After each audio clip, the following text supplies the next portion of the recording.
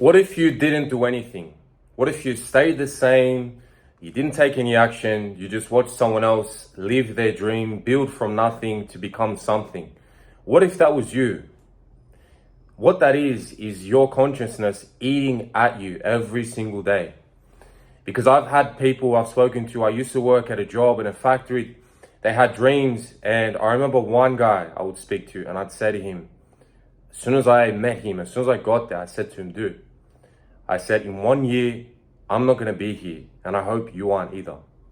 And I meant it.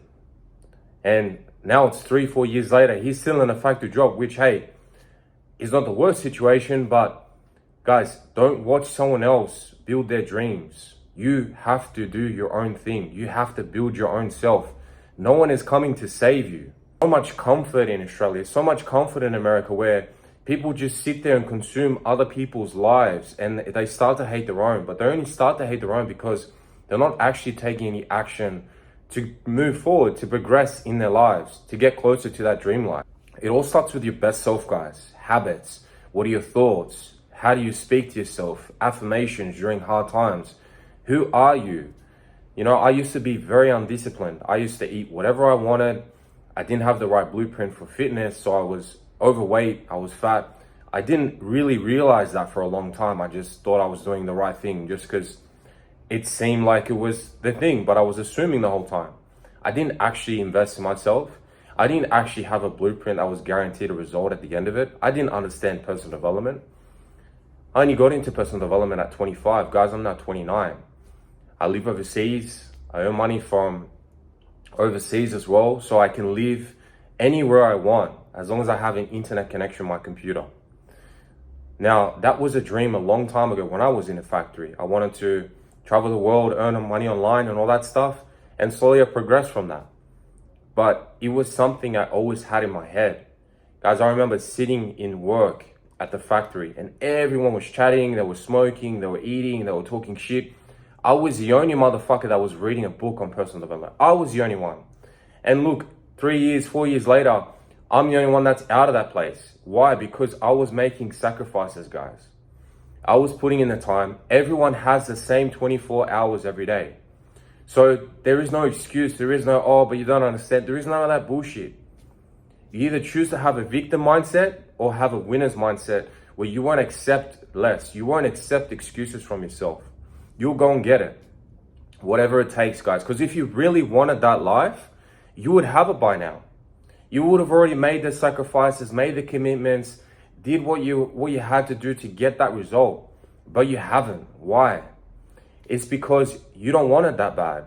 The pain of where you're at and your circumstances, your job that you hate, whatever it is not that painful for you.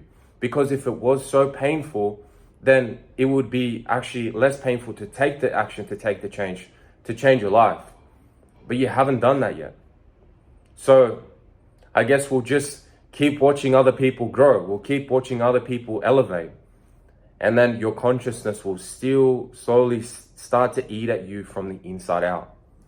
I don't want to be one of those people, guys. If it doesn't pain you to see someone else at a higher level and you don't use that anger and all that emotion to actually better yourself, then you just don't want it. I remember when I was in Melbourne recently, I had only just moved there because I wanted to get around people that were doing better than me in business. And I went to a networking function with people with Ferraris, Lamborghinis, etc. And I remember distinctly, I saw two guys that were around my age, actually a little bit younger. And one was in property, one was actually in fitness. And I saw them, they had Rolexes, you know, they left in a Ferrari and a Lamborghini. And I was so furious, guys. I can't explain. I was so furious. I was like, this is cooked. I couldn't even sleep. I had to go in my car and just drive around just to calm myself down. I was so angry, not at them, but at the fact that I was not at that level. So if it doesn't anger you that much, then you will probably stay the same because it doesn't pain you enough. So look at where you're at. Understand that you need to change. Don't compare yourself to someone else because everyone's life is different. You can't compare. It's never ever going to be the same. Everyone has unique circumstances. But what you can do is use that to drive yourself. Find a way how they did this, how they did that. What's their routine? How can you improve yourself? You always want to be working to be better than you were yesterday. That's the whole point, guys. It doesn't matter what I have or where I'm at. It doesn't mean anything to your life. It's irrelevant. But again, you should use that to better yourself. How am I going to improve myself? We all have the same 24 hours in the day. How are you going to use yours?